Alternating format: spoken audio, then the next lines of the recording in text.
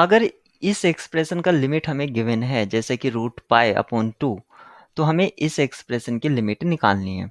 तो यहाँ पर इस एक्सप्रेशन का लिमिट निकालने के लिए सबसे पहले ज़रूरी है कि जो इस एक्सप्रेशन में इंटीग्रल यूज़ हुआ है उसको फाइंड आउट करना। तो हमारे पास इंटीग्रेंड फंक्शन जो है x²e⁻x² अगर हमें इसको इंटीग्रेट करना है तो -x² का जो डेरिवेटिव है वो हमारे पास प्रेजेंट होना चाहिए और इसका जो डेरिवेटिव है वो है -2x। तो मैं इसको ब्रेक कर देता हूँ, यानी कि इसको प्रोडक्ट के फॉर्म में लिख देता हूँ x into x e⁻x² dx।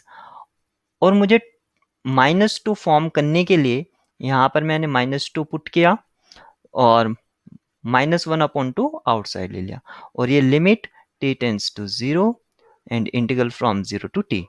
अब ये मेरा एक तरह से जस्टिफाइड फॉर्म जिसमें मैं इंटीग्रेशन बाय पार्ट्स लगा सकता हूँ, ये मेरा सेकंड फंक्शन ट्रीट हो जाएगा और इसको मैं ट्रीट कर लूँगा एज ए फर्स्ट फंक्शन। तो इंटीग्रेशन बाय पार्ट से इसको सॉल्व करते हैं। तो फर्स्ट फंक्शन ऐसे ही सेकंड फंक्शन का इंटीग्रेशन, इंटीग्रेशन ऑफ e⁻x इसका सेम होता है तो कोई चेंज नहीं रहेगा, यानी कि x इंटू e⁻x² और इसका जो लिमिट है वो है 0 to t minus of first function का डेरिवेटिव यानी कि x का डेरिवेटिव 1 और सेकंड फंक्शन का इंटीग्रल। तो ये हो जाएगा -e⁻x² और ये इंटीग्रल है फ्रॉम 0 टू t dx।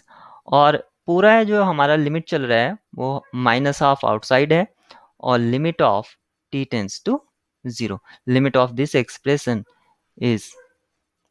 तो ये हमारे पास एक्सप्रेशन है। अब हमें पता है जैसे सीक्वेंस में हम पढ़ते थे limit of xn plus limit of xn plus yn क्या होता है, limit of xn plus limit of yn। इस सेम कंसेप्ट को हम अप्लाई करेंगे तो लिमिट को एक तरह से डिस्ट्रीब्यूट करा देंगे।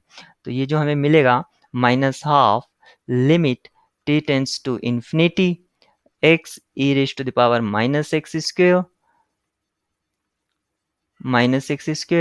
और इस एक्सप्रेशन का लिमिट हमें रखना है 0 to t minus limit t tends to infinity 0 to t e⁻x² dx।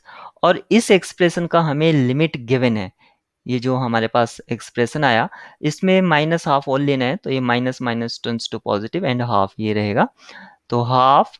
और इस एक्सप्रेशन का हमें लिमिट गिवन है वो है √π/2। तो इसको पुट कर देते हैं √π/2। तो यहाँ से जो मिल गया है वो √π/4 हो गया है। अब हमें इस एक्सप्रेशन का लिमिट फाइंड आउट करना है। तो सबसे पहले जो फर्स्ट एक्सप्रेशन है उसमें अपर लिमिट पुट करते हैं। तो अपर लिमिट पुट करने से हमें ये क्या मिलेगा, t e⁻t² और लोअर लिमिट पुट करने से 0 मिलेगा, यानी कि x प्रोडक्ट में है।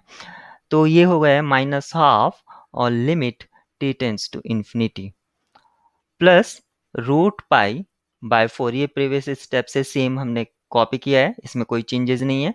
अब सिर्फ हमें फर्स्ट एक्सप्रेशन का लिमिट टू फाइंड करना है। तो यहाँ पर आप देखिए जैसे कि लिमिट पुट करता हूँ ∞.0 फॉर्म इसमें फॉर्म हो रहा है, यानी कि 0 इंटू इंफिनिटी।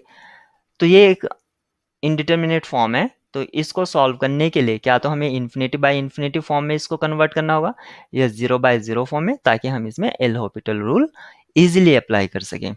तो मैंने इसको लिखा t/e⁻t²। अब ये इन्फिनिटी बाय इन्फिनिटी फॉर्म में रिड्यूस हो गया है। तो ये था हमारा half limit t tends to infinity. अब क्योंकि ये इन्फिनिटी बाय इन्फिनिटी फॉर्म में है तो एल हॉपिटल रूल के अकॉर्डिंग न्यूमरेटर और डिनोमिनेटर का इसको सेपरेटली हम डिफ्रेंशिएट करेंगे। तो ये 1 हो जाएगा और ये हो जाएगा e⁻t² और t² का जो डेरिवेटिव होगा 2t ये होगा। और लिमिट हमारी चल रही है t टेंड्स टू इंफिनिटी और -12 प्लस √π/4। ये प्रीवियस स्टेप से कॉपी चल रहा है। अब यहाँ पर हम लिमिट पुट करेंगे तो ये जो फंक्शन है एक्सपोनेंशियल फंक्शन ये भी इंफिनिटी और ये जो 2t है ये भी इन्फिनिटी, यानी कि 1 अपॉन इन्फिनिटी टाइप का पूरा फॉर्मेट हमें ऑप्ट इन हो रहा है, यानी कि 0 को टेंस करेगा। तो पहला जो एक्सप्रेशन था वो फाइनली 0 को चला गया है, और जो सेकंड एक्सप्रेशन का लिमिट चल रहा था √π/4, तो इन दोनों को प्लस करेंगे तो √π/4। तो फाइनल जो हमारी लिमिट है √π/4 है, जो कि ऑप्शन फर्स्ट में गिवन है, यानी कि ए ऑप्शन करेक्ट है।